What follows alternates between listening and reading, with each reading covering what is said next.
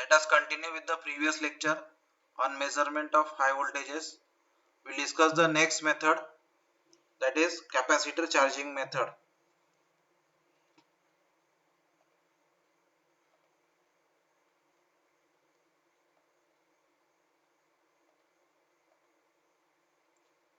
This circuitry shows the capacitor charging method circuitry.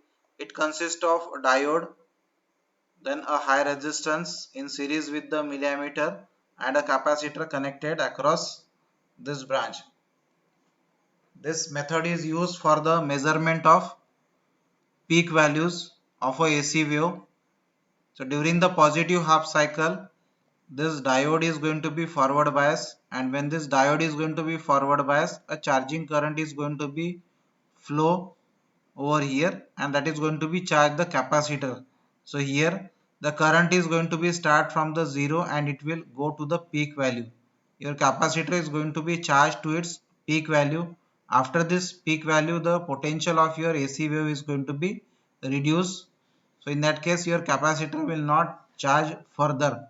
So under this time your capacitor is going to be start discharging through the high resistance and the milliammeter. So when it is going to be discharged, so at this moment this capacitor is fully charged to the peak value, and that peak value is nothing but the peak value of your AC wave. So corresponding current is going to be flow through this milliammeter, so that can be measured by this milliammeter, and in that case we can find out the peak value of the high voltage by using this simple formula V is equals to IR, where the value of this I, it is measured with the help of this milliammeter, and the value of resistance, that is high resistance, it is already known to us. So here with the help of this formula we can directly measure the peak value of this AC voltage wave. So this method is used for this peak measurement. Then we will discuss the next method, which is used for the measurement of a peak value. So this method is using neon lamp over there. So here the circuitry consists of a capacitive potential divider circuit, which consists of two capacitors connected in a series. One is a high voltage capacitor which is having a fixed value, and the other is having a low voltage capacitor which is variable in nature. Here a neon lamp is connected in parallel with this low voltage capacitor. The voltage at which the neon lamp is going to be strike, that is specified by the manufacturer. So here the value of this low voltage capacitor is going to be varied till this neon lamp is going to be strike. So the position at which your neon lamp is going to be strike, so at this position the voltage of the low voltage capacitor, or the voltage drop across the low voltage capacitor, it is nothing but the striking voltage of the neon lamp. So in that way we can get the value of the voltage across this low voltage capacitor, say a V2 over there, and the value of this fixed capacitor is already known, that is the value of this C1 is already known to us. The value of the C2 we can calculate by this V2 over there, and if you put all these values in the equation which we have seen previously, so in that case we can find out the peak value, that is V is equals to C1 plus C2 upon C1 into V2. In this formula if you put all these value, we can directly find out the high voltage value or the peak value of the high voltage available at that terminal. Then next method is rectifier capacitor current method. So this is again a method which is used for the measurement of peak value. It consists of high voltage capacitor, then it consists of two branches which are connected in parallel. So in one branch there is one diode and a DC meter is there. In the other branch another diode is there, but it is connected in the opposite manner. So during the positive half cycle, what is happening? A AC wave is applied, and because of that this diode is going to be forward bias and this diode is going to be reverse bias. So this branch is not going to be conduct during the positive half cycle. So under that case the current is going to be flow from high voltage capacitor to the diode and from diode to the DC meter, and it will return back. So under this case, the this diode is going to be conduct and a current is going to be flow through this meter and it is measured by the meter. So here the charging current is going to be flow during the positive half cycle and the capacitor is going to be charged only from zero value to the peak value of your AC wave. After the peak value, the magnitude of your AC wave is going to be decreased. So in that case, your capacitor is not going to be charged beyond that point. So here the current flowing through the DC meter can be measured. So the peak value of the current, it can be measured over there, and with the help of that current we can determine the peak value of the voltage wave over there.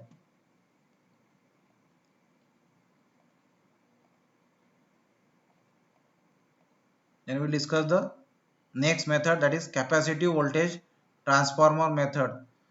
So in case of our electrical power system, we use a potential transformer for the measurement as well as for the protection purpose, because the voltage required over there for the measurement is 110 volt. So secondary rating of your potential transformer is 110 volt. So that 110 volt can be used to measure with the help of voltmeter, or we can give that supply for the protection purpose to the protective relays over there. But for extra high voltage and ultra high voltage system, we are not using a potential transformer, because the size of the potential transformer for extra high voltage and ultra high voltage will be huge and it will not be a economical solution. So in order to overcome this drawback of potential transformer, instead of potential transformer we are using a device which is called as a capacitive voltage transformer. So this capacitive voltage transformer, it is used for the measurement of EHV and UHV supply over there. So it is nothing but the step down transformer arrangement, which is say going to be reduce the voltage level, which can be easily measured with the help of voltmeters, or which can be directly given to the protective relays. So the basic form of your capacitive voltage transformer will consist of a capacitive potential divider circuit, which is having a series arrangement of two capacitors C1 and C2.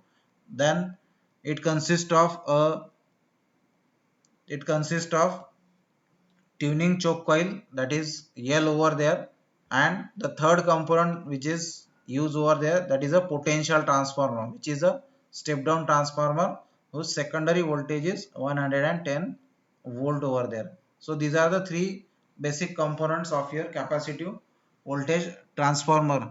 So it will have four terminals where we make the connections. One is the high voltage terminal, where this high voltage terminal is connected to the point in the high voltage system at which we want to carry out the measurement. Then second terminal, it is grounded, so it is connected with the earth, and these are the two terminals where we can either connect a voltmeter or we connect the relay over there, protective relay over there. So where we are getting the 110 volt over there.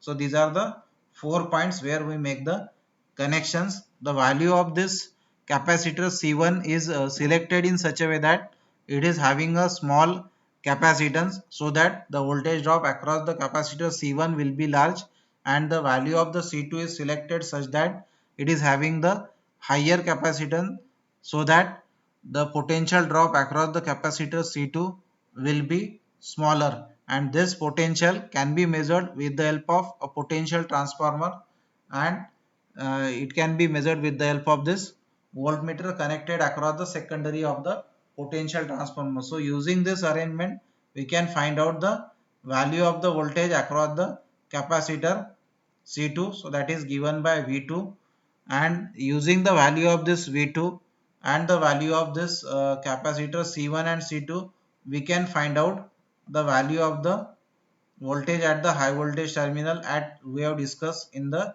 previous case. So with the help of this we can find out where the value of C1 C2 is known to us, and the value of V2 it is measured with the help of this potential transformer and the voltmeter connected across the secondary of this potential transformer. Putting all these values over here, we can get the value of the high voltage terminal.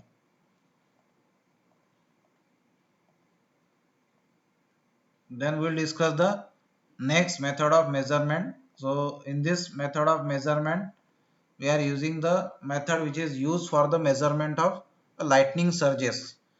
So here the method which is used for the measurement of lightning surges, it is called as a clidonograph.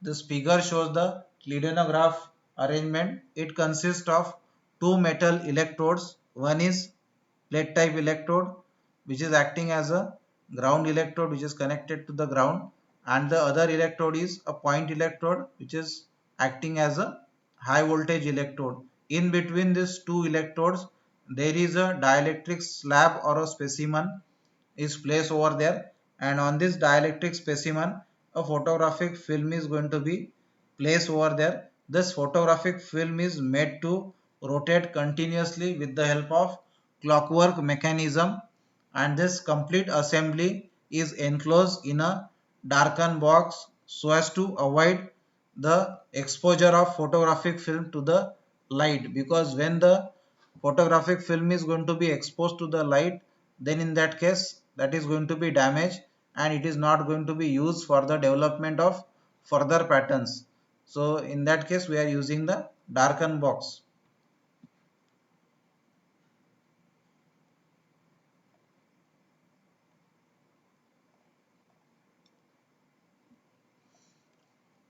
When the lightning surge occurs over there, so that lightning surge will have the positive voltage wave or a negative voltage wave. So depending upon the type of the lightning surge, there will be development of discharge patterns on the photographic film. So that discharge patterns which are going to be developed on the photographic film due to the lightning surge are called as a Lichtenberg patterns. So these patterns are called as a Lichtenberg patterns. So when there is a positive voltage surge, so under that case a distributed discharge is going to be produced, so which is a clear discharge and having a higher radius. So this is a, say, Lichtenberg pattern developed corresponding to the positive voltage surge. And when the voltage surge is of negative nature, in that case the pattern developed on the photographic film, it is blurred in nature and its radius is small. So by comparing the two patterns developed on the photographic film, we can identify that the pattern which is blurred and which is having a smaller radius, it is a pattern developed with negative voltage surge, and the pattern which is clear and having a more or a greater radius, so in that case it is developed by the positive voltage surge.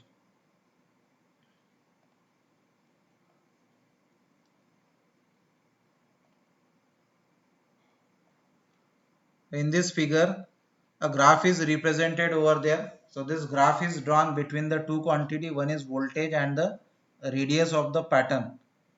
So here it is observed that when the voltage is small, then in that case the radius of the pattern developed for negative voltage, it is small. When the voltage is going to be increased, then in that case the radius of the pattern developed because of the negative voltage wave is going to be increased, but the increase is not linear. In case of a positive voltage wave, it is observed that when you increase the voltage, then in that case the radius of the pattern is also going to be increased. So this increase in the radius of the pattern, it is more as compared to the pattern which are going to be developed by the negative voltage surge. So here the standard voltage waves are going to be applied to this clidonograph arrangement, and corresponding pattern develop on the photographic film over there, the radius of that pattern is measured and these experimental values are tabulated over there. So what will be the say radius of the pattern developed for a particular voltage is represented in that table. So if any lightning surge is going to be takes place in the future, then for the measurement purpose we are using that standard table over there. So if a lightning stroke is going to be takes place over there. So pattern is going to be developed on the photographic film. So you have to just simply measure the radius of that pattern, and that corresponding radius you have to match in the table which is obtained by the experimentation. So corresponding to that radius you will find the value of the voltage surge over there. So in that way we can determine the value of the lightning surge taking place. So here the dielectric strength, it is going to be depend upon the dielectric material which is used between the two electrode. For increasing the dielectric strength, this Kleidonograph arrangement, it can be connected in parallel with the string of insulator, so that the dielectric strength or the insulating strength is going to be increase over there. In case of our say electrical power system, or in case of lightning phenomena, there are two types of lightning surges which may occur, that is positive voltage surge and the negative voltage surge, because the polarity of your lightning surge may be positive or it may be negative over there. So in that case the Kleidonograph arrangement must be capable to measure the positive voltage surge also and a negative voltage surge also. So for that we have the modified arrangement here. So in the modified arrangement, in case of modified arrangement, there are two parts, that is part A and the part B. So part A is the circuit which we have seen earlier. The part B is the extension over here, where this terminal of your part A is connected with the plate electrode of your part B, and this say plate electrode of your part A, it is connected with the point electrode of part B. This is the arrangement over here. So with this arrangement we can measure the patterns which are going to be developed because of positive voltage surge as well as a negative voltage surge. So for example, we consider that a positive voltage surge is going to be takes place over there. So when a positive voltage surge is going to be takes place over here, so in that case a positive pattern is going to be developed in the part A, and the corresponding negative pattern for the same is going to be developed in the part B. Then when a negative voltage surge is going to be takes place at this point, so in that case a negative pattern is going to be developed in the part A, and a positive pattern is going to be developed in the part B.